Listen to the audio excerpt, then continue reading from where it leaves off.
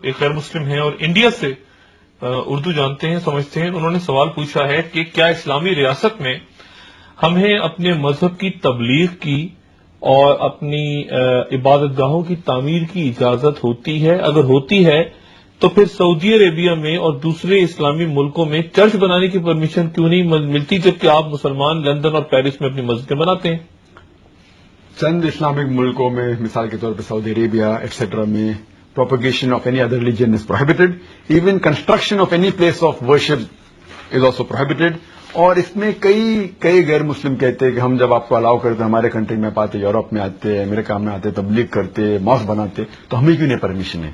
اس کا میں سمپل سوال پوچھتا ہوں کہ میں غیر مسلمان سے یہ پوچھتا ہوں، اگر آپ ایک اسکول کے پرنسپل ہیں اور اگر آپ میتھس ٹیچر چننا چاہتے ہیں اور 3 ٹیچر آتے ہیں، ایک ٹیچر سے آپ اور سوال پوچھے 2 جمع 2 کتنا؟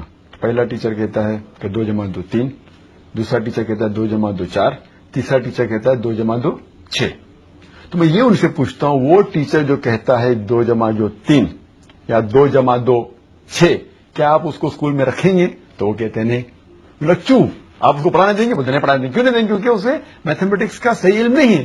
اسی طریقے سے جہاں دین کا سوال ہے، الحمدللہ ثم الحمدللہ، ہم مسلمان جانتے ہیں کہ ان الدین عند اللہ الاسلام. سورہ عمران سورہ نمبر 3 آیت نمبر 19 کے آتے ہیں کہ صرف ایک ہی صحیح دین ہے، وہ ہے اسلام. اور اللہ تعالیٰ فرماتے ہیں سورہ عمران سورہ نمبر 3 آیت نمبر 85 میں کہ اسلام کے علاوہ کوئی بھی دیگر مذہب اللہ سبحانہ و تعالیٰ قبول نہیں کریں گے. تو دین کے معاملے میں ہم جانتے ہیں اسلام ہی صرف صحیح دین ہے، اسی لیے ہم دوسرے دین کا پروپیگیشن الاؤ نہیں کرتے. جہاں تک کہ دوسرا سوال ہے کہ ہم چرچ بنانے دیں گے یا ٹیمپل بنانے دیں گے، جب دین ہی غلط ہے اور چرچ میں عیسیٰ علیہ السلام کو پوجنا غلط ہے، بت پرستی غلط ہے، اسی لیے ہم غلط چیز ہمارے ملک میں الاؤ نہیں کریں گے.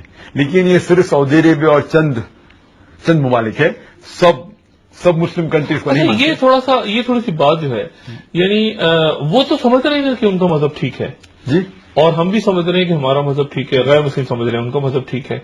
اب لوگوں کے سامنے ظاہر ہے کہ ان کو آ کے ایک سمجھ لیجیے بات جی، میتھس کے اندر وہ غیر مسلمان 2+2=3 پڑھانے دیں گے اپنے اسکول میں، کیونکہ وہ کنفرمڈ ہے کہ 2+2 4 ہے. تو دین کے معاملے میں ہم کنفرم نہیں، کنفرم نہیں. اگر وہ کنفرم ہوتے تو غلط چیز کیوں پڑھانے دیں گے؟